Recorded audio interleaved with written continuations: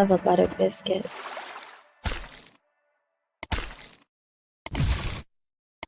Dropped a grumpy, pardon the term, onto the bed.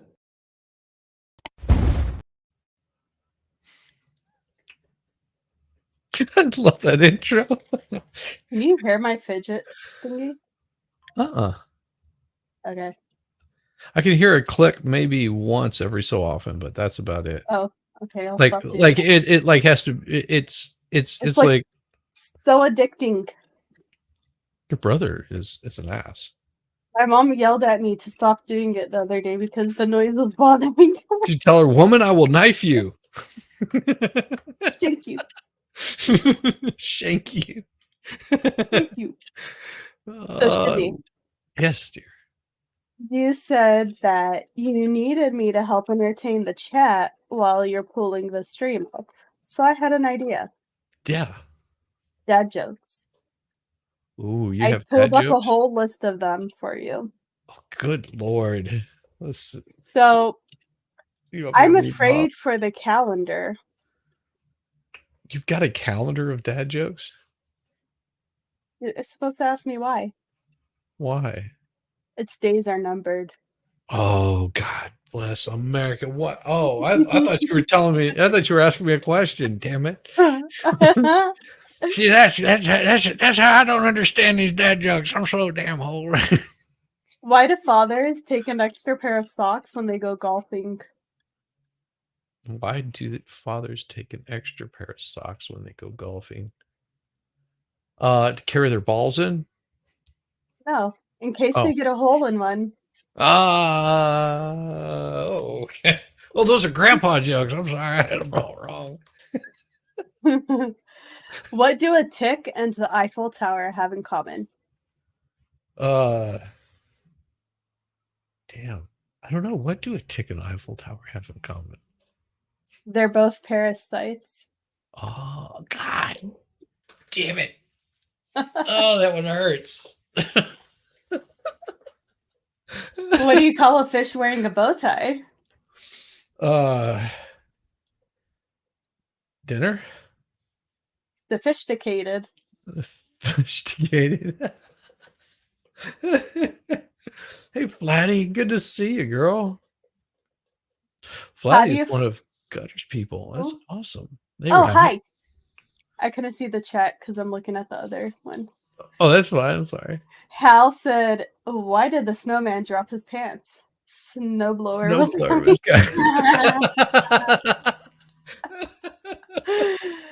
How do you follow Will Smith in the snow? How do you follow Will Smith in the snow? You follow the Fresh Prince. I'm laughing because of your face. Your reaction. So many other things that could have been said. Like, why was Will Smith be in the snow? He's a California boy, for one. Just gonna say it. There's not a whole lot. I don't see Will Smith enjoying snow that much. What did the janitor say when he jumped out of the closet? Broom? Supplies! Supplies. Got it. You're bad, Jess. Dad jokes are awesome. I mean, they really are. What did the ocean say to the beach? See you soon. Nothing. It just waved. Damn it. My new back scratcher. Ooh, I like that. That's cute. It telescopes out for my short arms. You know, I can just. Oh. That's awesome. Oh, I broke my other one. I did. It sucked so bad. I was like scratching my back, and all of a sudden I felt it go snap. That like slid down my back. I felt like I was in a porn shoot or something. So there's my old one. What it looks like now. I think I got the tip right here somewhere. That sounds dirty. Just the tip? Just the tip. I don't know. Maybe I threw the tip away. Hey, Shizzy. Yeah. Why do seagulls fly over the ocean? Because you can't walk on water. Because if they flew over the bay, we'd call them bagels. Bagels. Oh, is that a Jew joke? No. Oh.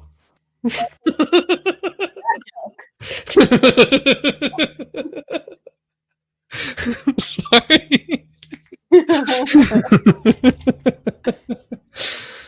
Dad joke. I'm sorry. My mind was in the wrong place. What's the best thing about Switzerland? The cheese. Flag is a big plus. Why is it what? The flag is a big plus. Oh, I got it. That's right. That is right. It is a big plus. See, I'm learning something. Geography and dad.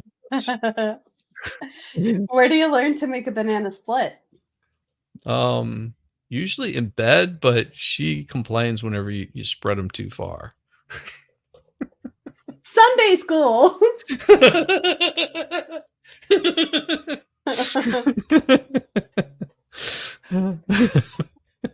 Sunday school, got it.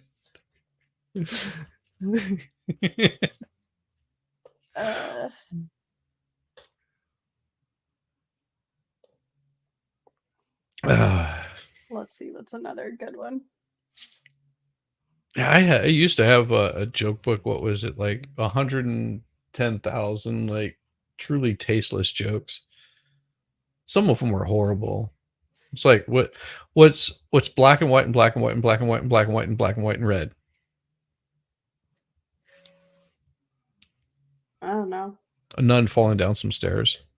Oh, I mean, they're just like the worst dad jokes that like have some sort of like tasteless innuendo. It's hilarious.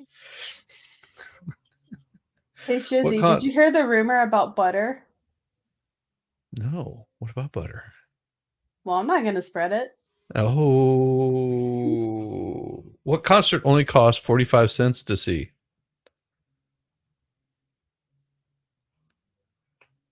I don't know, but it was probably in the 70s or something. 50 Cent and Nickelback. Oh, no way. Okay. That was good. That was good. That's good.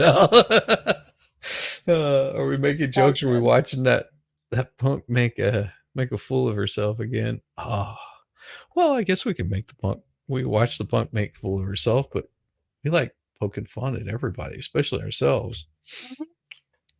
So what were you up to yesterday? Who, me? Yeah, you were hanging out with MG Wood. What time did you go on with him? I want to say I went on like 30 minutes after I got home from work. Okay. Then I saw nobody was on with him, and I'm like, all right, I'll go keep him company. Yeah, I know he sent an invite, but I was hanging out with Gutter Girl. She was trying to figure out, she didn't know how to add like videos to brand, and so I was like, well, I can't just leave her hanging there. I sent her the video. She was trying to figure out how to pull it up on YouTube and show it or something. I don't know what she was doing, but I got her straight. I was like, no, you just go here, you hit the plus. And so she added all of the, because I sent her 2 versions, like 2 openings and two endings, like intros and 2 outros. I thought they were pretty cool. I was like, that's really sweet of you to help her out like that. No, that's why I love you, Shizzy. You're so awesome. I like doing little things like that, and it's sort of like one of those where you make a painting, mm-hmm. and then you give it to somebody because it's like you just enjoyed making the painting. It wasn't like your most fabulous work of art, but it was something that you enjoyed doing, and then to see them like just proudly display it and show it off, and you're just like, oh, makes like MG's intro and outro. Like I enjoy it because he was just like, he just gave me an idea of what he wanted. I was like, if you want to use it, I mean, I'm not going to hold any claim to it. I just think it's pretty, it's like getting to see like that little bit of me, you know, up there. And so I'm like that. I enjoy that. Does that make sense? I don't know. Yep. Maybe I'm just weird. Nope, that makes sense. You know, it's like, because I'm not looking to make money off of that. You know what I mean? It's like I'm able to do it, and I see sort of like that need that somebody has for something. You know, it's like because MG has like a good show on his own, and it's like why not give him like that neat little intro that just is something that he likes. Now he could say, yeah, I don't really like the intro. I sort of was thinking of X, Y, or Z. You know, I like, suck at okay. making intros and outros. Really? I think your Yeah. intros and outros are pretty cool. That's because I just put random crap together. Like my outro of like the dogs doing stupid. My dogs. I thought it was awesome. Zeus knocking down the camera. Well, if you want to send those to me, I'll like clean them up, add some little graphics and crap like that. So I had Veilhammer create an intro for me before. Dude, that's awesome. It was really good. I Why don't just you didn't like the people that were in them with me. Oh, Sorry, not sorry. well, yeah, just dogs are cool. Yeah, that's right, Crystal. Good to see you, Crystal. We made Gutter's intros in the past, and she just won't listen. Shizzy has some cool dogs too, Crystal. Yep. Like he has one with satellite ears, and he's cute as fuck. Yeah, he's pretty damn awesome. Those little bastards. Oh my god.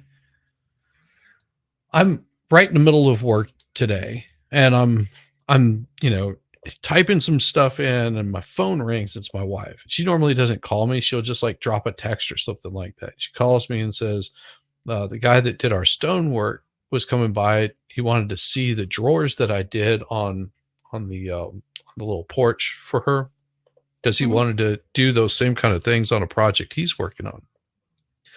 And he wanted to get the ideas.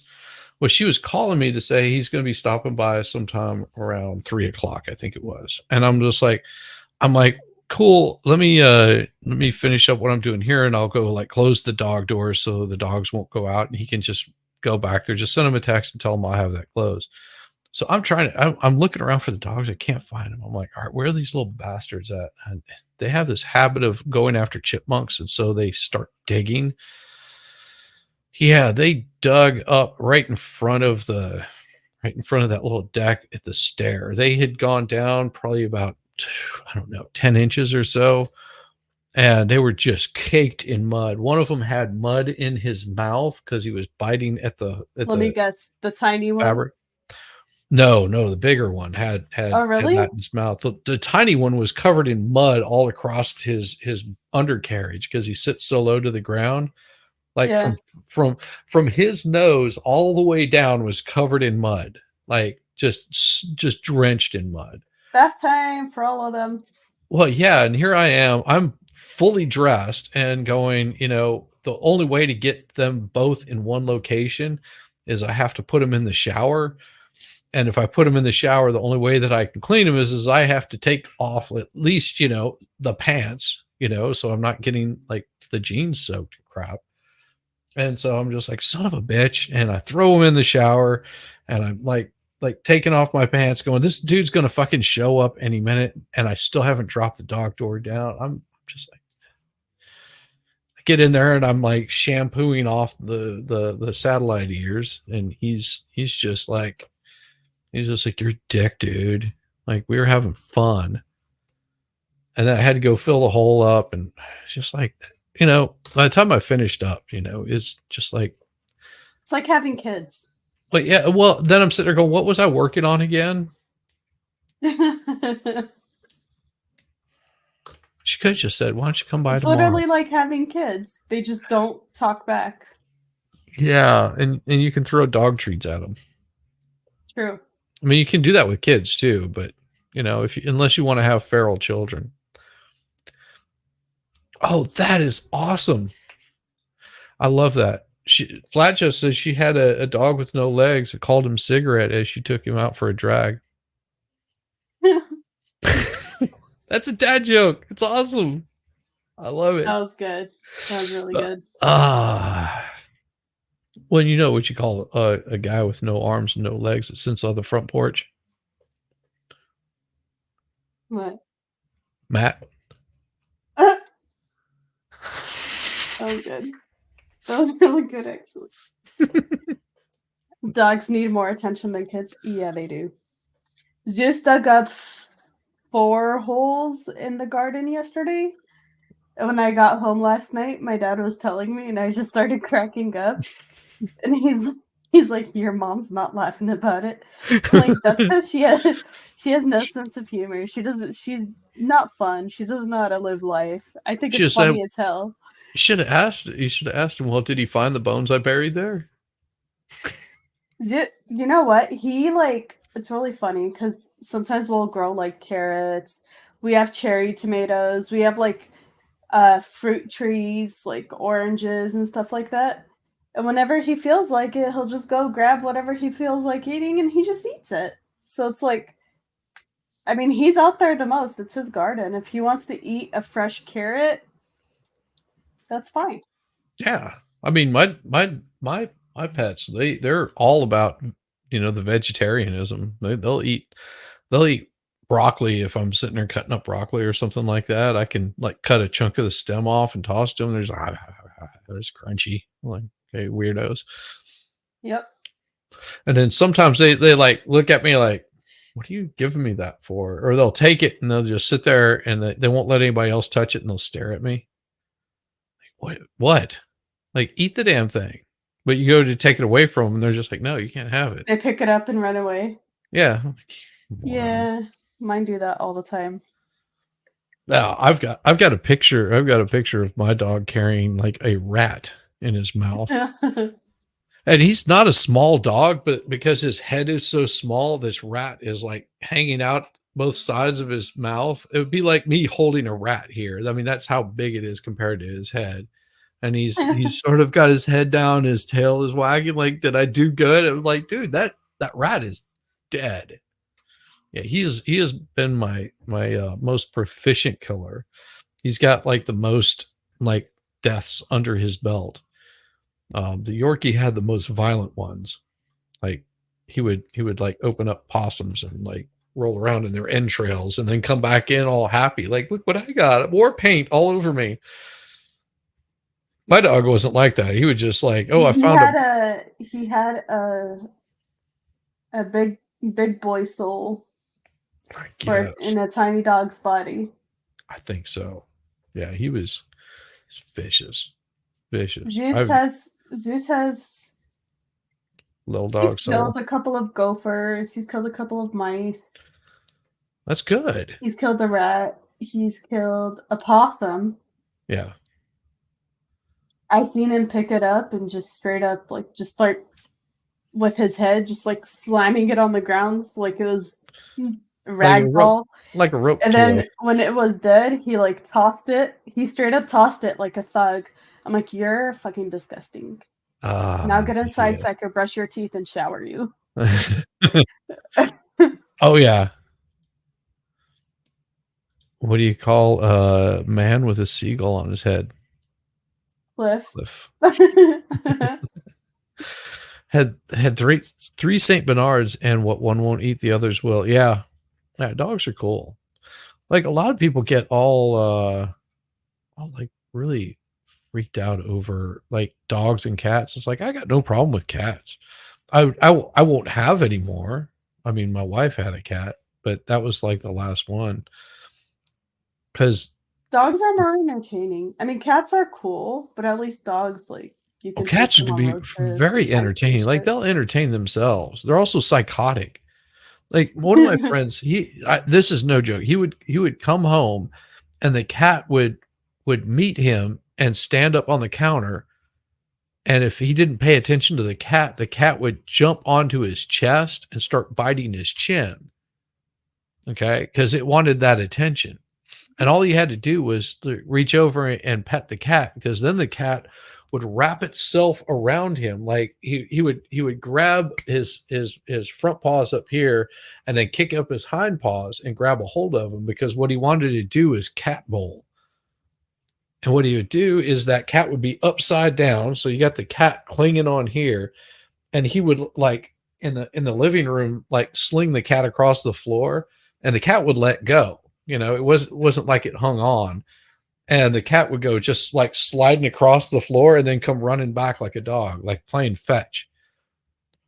And if you didn't do that for at least 5 minutes, then it was just like the cat was an ass to him. Like, he would have to come home and bowl the cat at least It was a 5 game. minutes. Yeah. I mean, like I said, cats can be absolutely cool. I think they're nasty and they smell. True. You know, nothing like the smell. And they of are assholes. Like, if you, like, for example, my brother's cat, I was in the bathroom and he was at the door meowing and sticking his paw under the door, and I didn't let him in. When I got out of the bathroom, it fucking smelled like shit in the house. Yeah. Then I went through and I'm like looking, and I was like, did he poop on the floor or something? No, he pooped in the litter box. He just didn't cover it so that, Yeah. you know, that's his way of like making a point to me. And I was telling my brother's like, yeah, he does that. You didn't know that? I'm like, no, I've never been around cats. See if I can find it here. I've got one, and this is like the perfect example right here of what cats, how they are. Stop. Okay, sorry.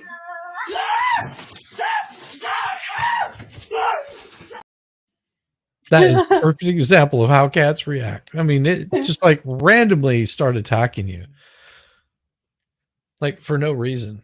It's weird. Like my wife, she would get so frustrated. She'd be in the middle of working on something, and the cat would would jump up onto her keyboard and lay down. Just, she's like, I'm working here. And if you move the cat, it would just come right back to the keyboard. Like you're done. Yeah. I don't care what you're going to do. Zeus tries slapping, like if I'm on my MacBook, he tries slapping it out of my lap. And I'm like, oh hell no, don't you dare. He slapped my iPad out of my hands before and my phone. That'd be one cat with missing a few teeth. Mom doesn't allow cats in the house. Probably a good idea. Yeah, I mean, cats will like do some serious hunting for you. You know, they'll keep the rodent population down. Like, I was driving to go pick up the mail from our PO box, and as I'm leaving the neighborhood, I see this cat like stop at the end of the driveway, and it's like perched. I was like, yeah, I'm going to slow down because that cat's going to run right the fuck out in front of me. I don't know what he's chasing, but he's got that look like he is about to go after something. And about that time, he hunched down as I'm pulling up closer, and then just right across the street, went after a squirrel. Ooh.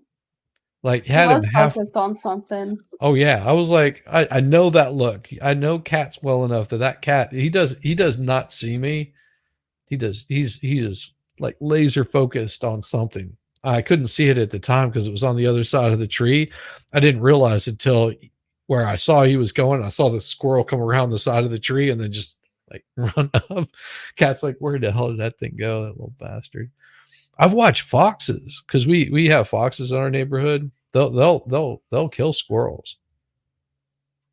Like, and they move as fast as a cat. They're pretty damn quick. I've also seen our cat there's a cat across the street, and it'll sit there with, if there's a fox in the neighborhood, it'll just sit there and look at them, and it'll go at them if it needs to, but usually they just sort of give like nod. What's up, homie? I got you back. You hunting? I'm hunting. Hey, Christine. Oh yeah, that's Christine. Right. Yeah. Good to see you, girl.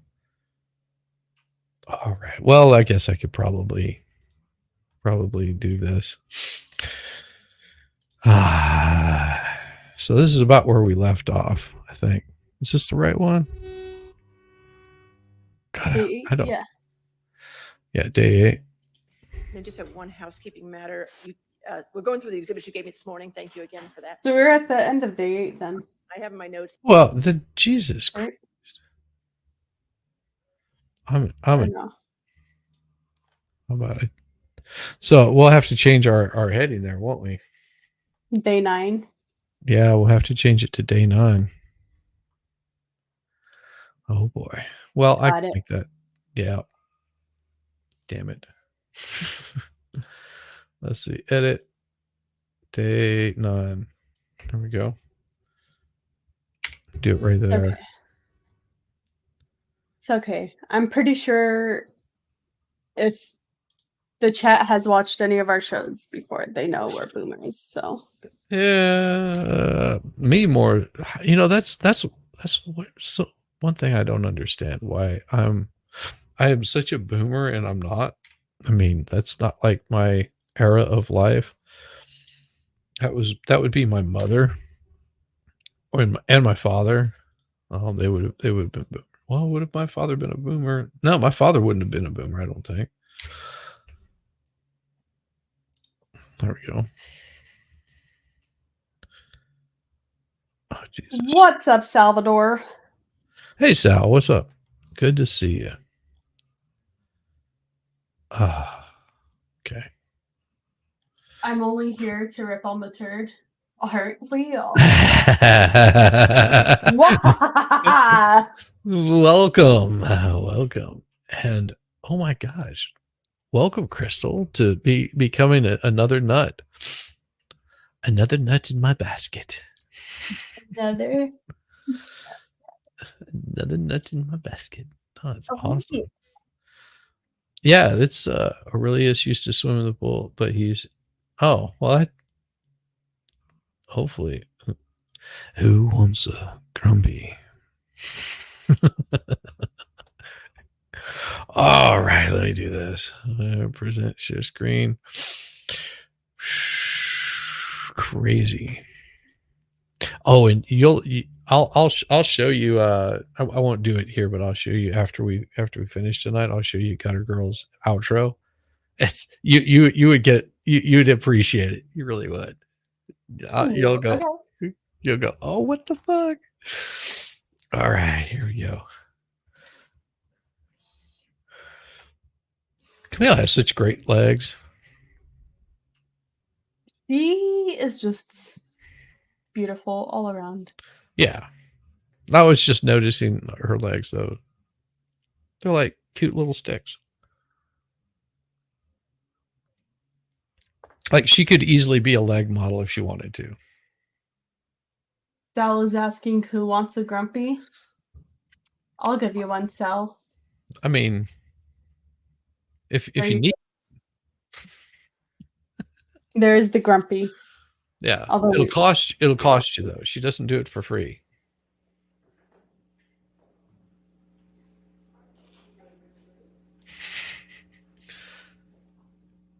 She's the all-around girl. Yeah. I was a little skeptical of Ascarati. But I found out she was Jag, and that's why I was like, oh, I understand her now. I liked Ascarati. Yeah. It took a little while for me to warm up to her, though. But, you know, I think she was a little more fair than I've seen some other judges be. Hey, Wesley, good to see you.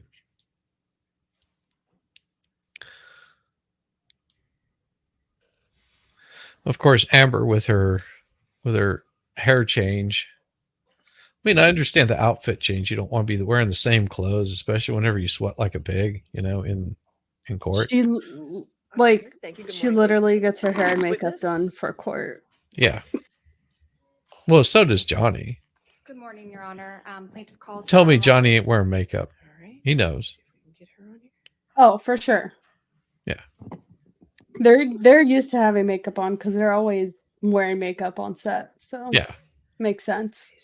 Miss Yeah, Roberts, just a can you hear me? little light dusting. Didn't know anything about this stuff. Watch this case on law, and yeah, there you go. Can you hear me, Miss Roberts?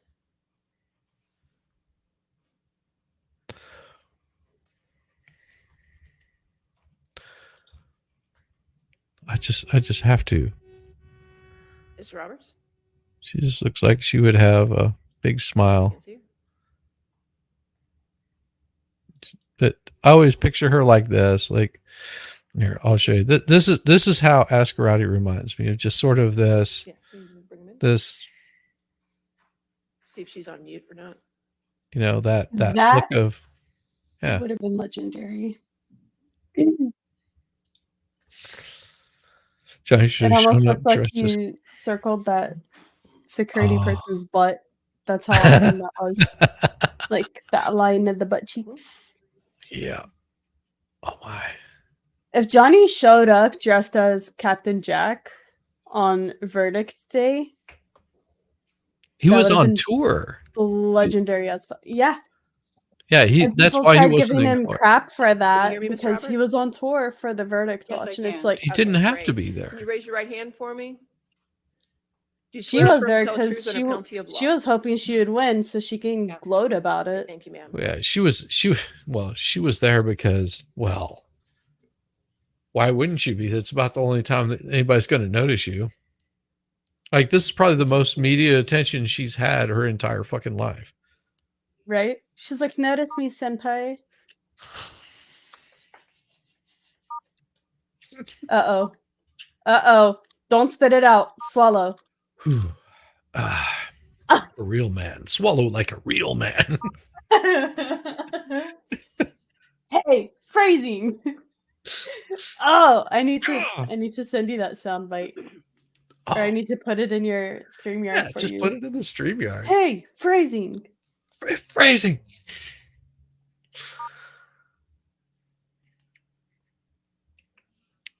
Oh, I just noticed something I hadn't noticed before.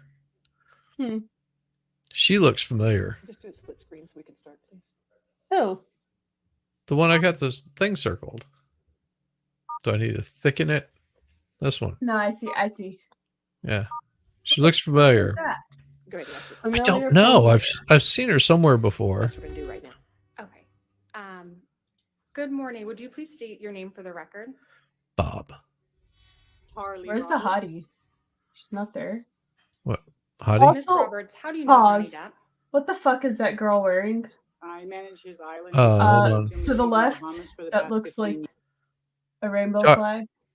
You talking about this or this? No. To the left. Oh, right over here? Behind the blonde. Yes. What? Is she wearing a knit beanie with like ears on it or something? I think she's Or wearing a is that pussy hat. flower? I think she's wearing a pussy hat. Why would you leave your house dressed like that? You look retarded. Well, I mean, this is the day. Isn't this the day that all the crazies started coming in? Or was that later? Don't mean, remember. I always forget that people were doing this. Oh yeah, that always- too. I really, I tend to forget. People still do that. I especially in can't Georgia. stand the ones that are in their car by themselves and they have it on. Those I laugh at. Like, I'm like, I hope you nonstop. get like CO2 poisoning or something because that's freaking hilarious. she was on her way to Walmart to hit something. I don't see any boob windows. No, she, what is her name? Candler Rains or something like that. I don't know. I'm always suspicious of women named Candler. Same. I mean, and I say that because who was that dude in Friends? And it was a dude Mm-hmm. named Candler.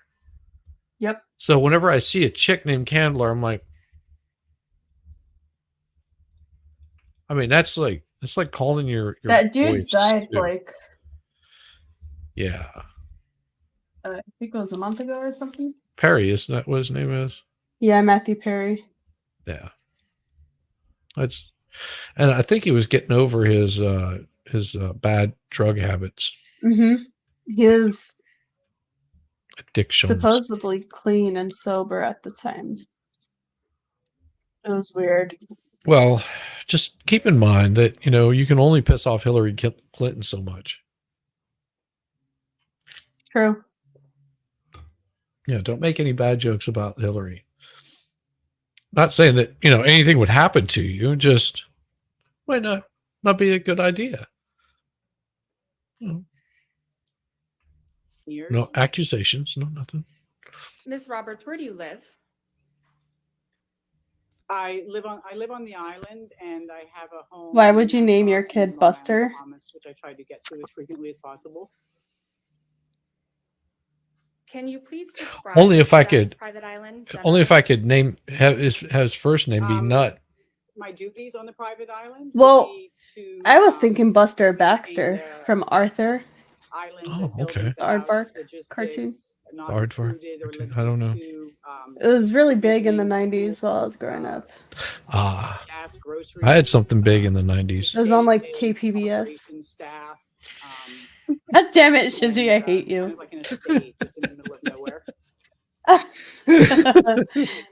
Your Honor, I hate would you, like but I to love you at the same Exhibit time. 39, which Ah. has been submitted into evidence. No, I was touring in the 90s. Yeah, you were. I can't confirm or deny that I was in And Mr. California at that time. Gibson, if you could play this, and Your Honor, if you could In publish this to the Texas. jury. Well, that was when California was still cool. It was still based.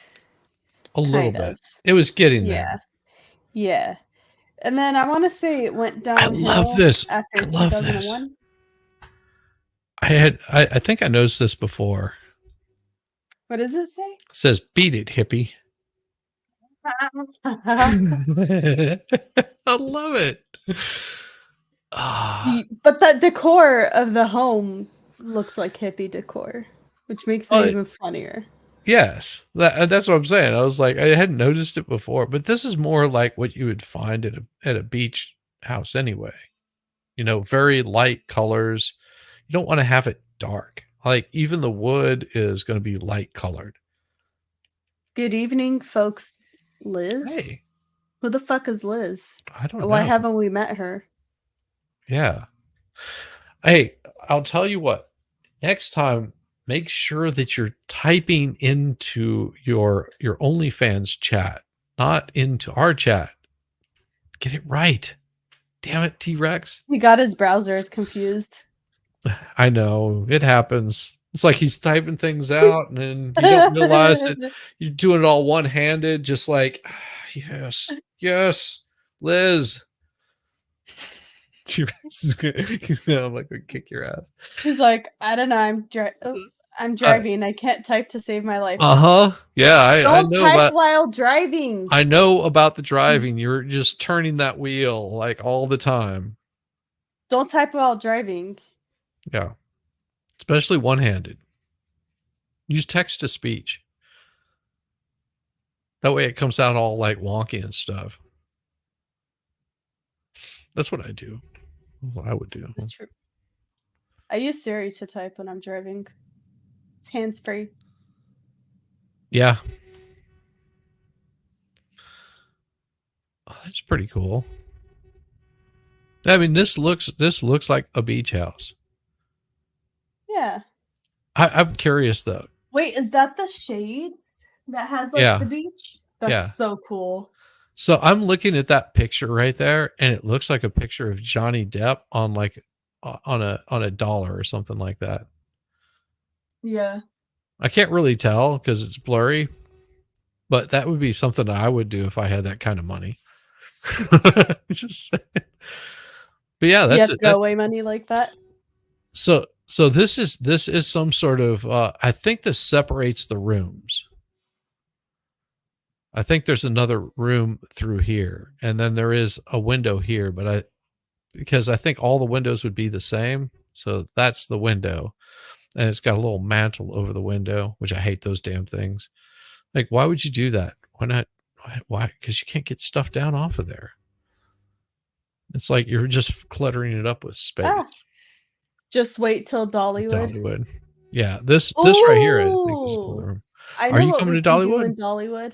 Well, I don't know yet because that might be around the time where we reopen my location, and I'm going to be working my butt off, open to close, possibly 7 days a week because it's going to be Well, busy.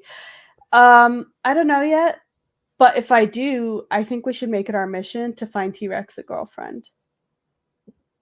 no. No? No. Okay, fine. No. I appreciate that kind of sentiment, but that makes a man look desperate. Because here's the thing that I've found.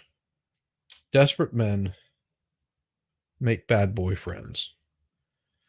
They make bad husbands. They make bad decisions.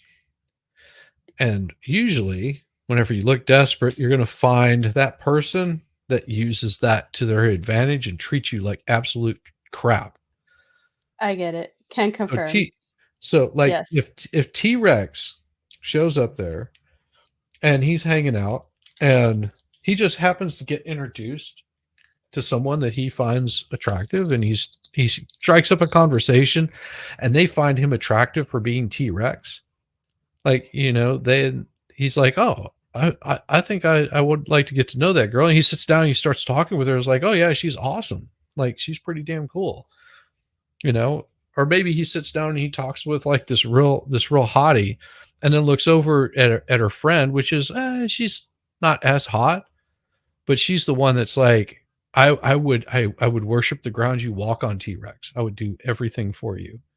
Like I would scrub the dirt in between your toes and give you back rubs. I would wait for weeks while you're out on the road just to be with you. As compared to like the one that's really hot, that's just like, yeah, while you're out of town, I'm going to bang all your friends. So which one do you think T-Rex would go for? So you have, I've always been of the belief that guys can find their own girls, and you just give them the situation. If they're having a hard time making conversation, because we're awkward dumbasses and we sometimes do that. We really bad at making conversation or picking up on signals, things like that. Yeah. We're really bad on that. So you put them in the right situation and let it work out. If it works out, cool. But yeah, don't ever make a man desperate. Love you, T-Rex. I got you back. Hi, Eric Stone. Oh, You hey, simp. Eric. Yeah, you dirty simp. Better be careful. She'll ban you if you keep simping on her like that. Dang, I need to upload the simp emoji to my YouTube emojis for my members. Oh, you should. Totally should. So you know who they are. Like every time you show up, whenever they hit that simp button, you'll just be like, yep, that's them.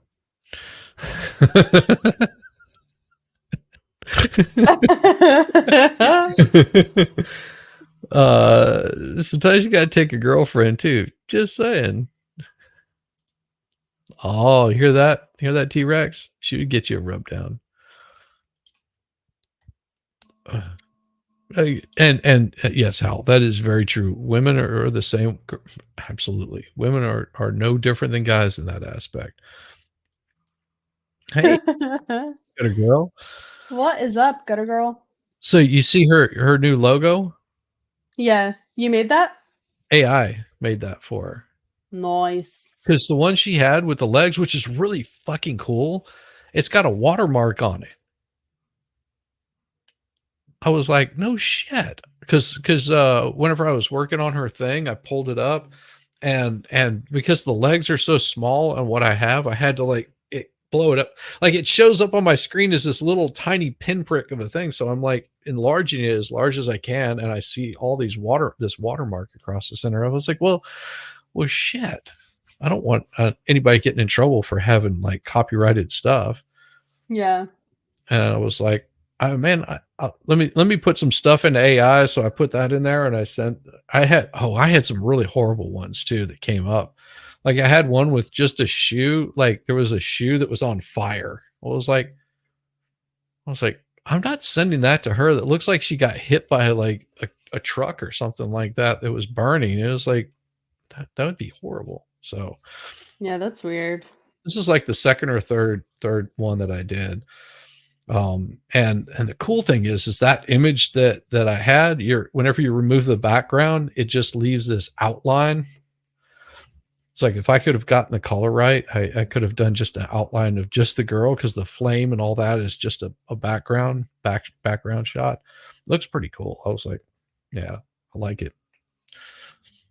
It's just she's like, I'm so glad you noticed. I didn't even have a clue. Yeah, I mean, it happens.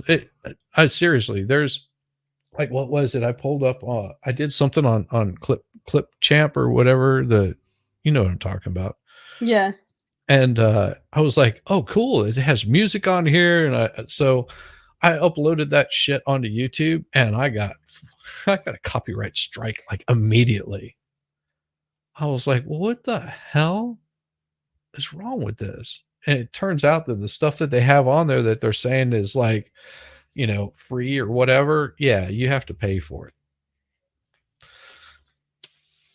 Like it probably works fine if you're doing like a home video and you've got like that music playing in the background and, nobody's going to come after you, but you show that stuff up on YouTube and they're just like, yeah, we're going to take all your revenue. Send us the pic, please. I could show you the pic. Like her icon is pretty damn awesome. I was pretty impressed how they did it. Where is it? There we go. Let's zoom in on it a little bit. I was like, for an AI generated image, present share screen. Present share screen. I'll show you here.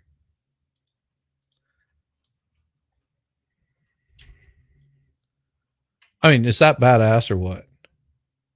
That is beautiful. I love it. Yeah. I was like, I mean, that fits Gutter Girl so well too.